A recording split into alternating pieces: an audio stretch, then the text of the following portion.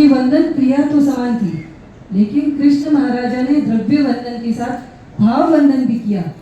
भाव वंदन से उनके भाव इतने उत्कृष्ट और तीव्र थे कि उन्होंने सम्यक्त्व का उपार्जन किया और तीर्थंकर नाम कर्म का बंधन किया।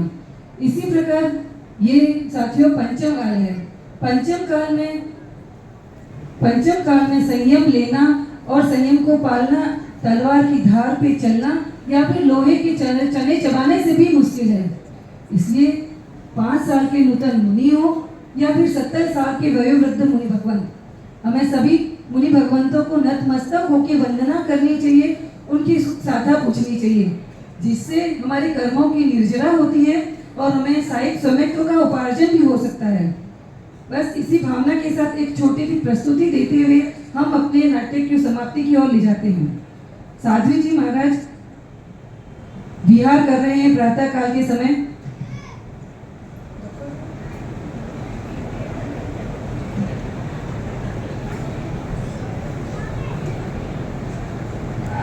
और उसी समय एक गाड़ी के द्वारा उनका अकस्मात एक्सीडेंट हो जाता है।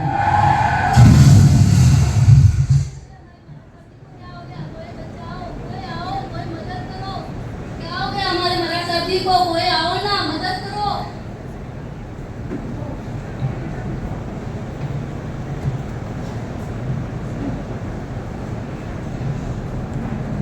कोई मदद करो, कोई सहायता करो, हमारे गुरु महाराज को क्या हो गया है? कोई मदद करो, कोई तो मदद करो। कोई हमारे साथी जी को क्या हो गया है? कोई तो आओ ना। अरे क्या हो गया? क्या हो गया हमारे गुरु महाराज जी को? कैसे हुआ? क्या हुआ? चलो रुको, मैं एम्बुलेंस को फोन करता हूँ।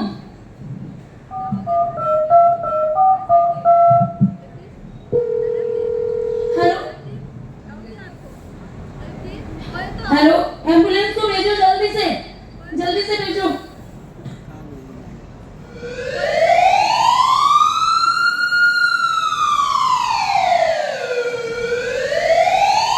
और जब तक साध्वी जी को हॉस्पिटल लेके जाते हैं, वो काल धर्म को प्राप्त लेते हैं। जय जय नंदा, जय जय भद्दा, जय जय नंदा, जय जय भद्दा। और इस तरह हमारे समाज के अग्रगण्य सदस्य एक विचार विमर्श करते हैं कि ऐसे हमारे श्रमण बंध को कैसे बचाया जाए। इस कलिकाल में जब वे विहार करते हैं तो उनके सामने कितनी बाधाएं आती है। हम उस बाधाओं को हम नहीं करेंगे, अगर हमारे श्रावक और श्राविकाएं उस बाधाओं को नहीं दूर करेंगे तो श्रमण भगवंत को विहार करना कैसे सरल होगा। और इसके लिए विचार गोष्ठी बनाई जाती है और उसमें एक निर्णय लिया जाता है। वो किस तरह लिया जाता है, आइए देखते हैं। श्रीमंत, दिन प्रतिदिन हमारे साधु साध्वी भगवंतों के साथ ये दुर्घटनाएं घटित हो रही है। इसके लिए, उनकी सुरक्षा के लिए हमें क्या करना चाहिए? आप ही सुझाव दें श्रीमंत। हाँ बताइए श्रीमंत, हमें क्या करना चाहिए? हाँ क्या करना चाहिए, कुछ तो सोचना ही पड़ेगा। ये समाज के लिए बहुत ही सोचनीय विषय हो गया है, जिसमें विहार ग्रुप अपनी सेवा देकर इसको उत्कृष्ट तरह से साधु साधुओं के, गुरु भगवंतों के विहार में पूरा सहयोग दे रहे हैं। फिर भी इसमें 2-3 चीजें हम कर सकते हैं। बाकी श्री संघ हमारे साथ में होगा तो हम कुछ भी करने की कोशिश करेंगे। संपूर्ण भारत में एक ऐसा कांटेक्ट नंबर दिया जाए, जैसे कि एम्बुलेंस के लिए या दूसरी व्यवस्थाओं के लिए है, वैसे ही ऐसा कोई कांटेक्ट नंबर दिया जाए जिसको साधु साध्वी भगवंत कहीं से भी उनको कांटेक्ट कर सके और उसको इमरजेंसी कांटेक्ट के हिसाब से उसको यूज में लिया जाए। दूसरा, जब भी महाराज साहब जी विहार करते हैं, साध्वी जी विहार करते हैं, उनके साथ में महिलाओं की व्यवस्था भी होनी चाहिए। विहार ग्रुप तो हमेशा से सेवा करता आया है, लेकिन केएमपी की शाखाएं अन्य भी खड़तरगत से संबंधित, जो भी खड़तरगत समाज से, संघ से, पूरे भारतवर्ष से जुड़ी हुई जो भी महिलाएं हैं, उसमें महाराज साहब का विहार हर 10 किलोमीटर 12 किलोमीटर तक ही होता है, 15 किलोमीटर तक होता है। उसमें महिलाओं की व्यवस्था भी साथ में होनी चाहिए। तीसरा, जहाँ भी महाराज साहब जी को ये पता चल गया कि उनका गंतव्य स्थल आ गया है, तो वो बोलते हैं हमको कि आप लोग चले जाओ, हम लोग चले जाने हैं। लेकिन हमको ये अफसोस नहीं हो जाए कि हमारे खड़तर गज के रत्न जड़ित स्तंभ इस तरह हमारे सामने बिखरे नहीं। हमको ये आज हमारे ऊपर इनकी छत्र छाया है, वो हमेशा सदा के लिए हम पर बनी रहे।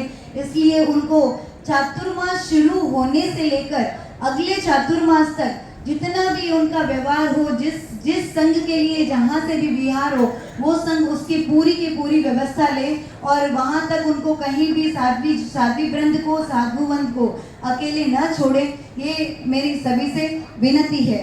चौथा, जो भी ट्रेनिंग प्रशिक्षण टू व्हीलर्स की जो भी लेडीज जो साध्वी वृंद के साथ में चलती है, उनको टू व्हीलर जो वो चला रही होती है, प्रशिक्षण वो जो चला रही होती है व्हील चेयर, उसके लिए उनको प्रशिक्षण दिया जाए उनको, ताकि वो अभद्र व्यवहार न करे किसी भी साध्वी भगवान, हमारे किसी भी साध्वी भगवान के साथ में अभद्र व्यवहार नहीं हो। इसका संपूर्णतया ख्याल रखने की जिम्मेदारी हमारी है, क्योंकि जब हम अपनी बेटियों की शादी करते हैं तो हम उनके परिवार में व्यवस्थित होने के बाद में भी उनके पूरी की पूरी हम जानकारी नित्य प्रति लेते हैं। तो ये हमारा सामाजिक दायित्व बनता है कि हमारे साध्वी वृंद जहाँ कहीं भी हो, जैसे भी जहाँ से विहार कर रहे हो, उनकी व्यवच की सामूहिक पूरी समुचित व्यवस्था हो और उनके एक स्थल से दूसरे स्थल तक जाने तक, उनको कोई गंतव्य स्थल तक पहुँचने तक सारा संघ जो भी हो, संघ की व्यवस्था के हिसाब से उनके साथ कोई न कोई अनिवार्य रूप से रहे।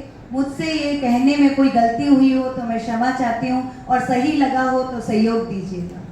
आशा करते हैं कि हमारी इस छोटी सी हित शिक्षा को आप सभी अपनाएंगे और हमारी महावीर की संतानों रूपी धरोहर को सुरक्षित रखेंगे।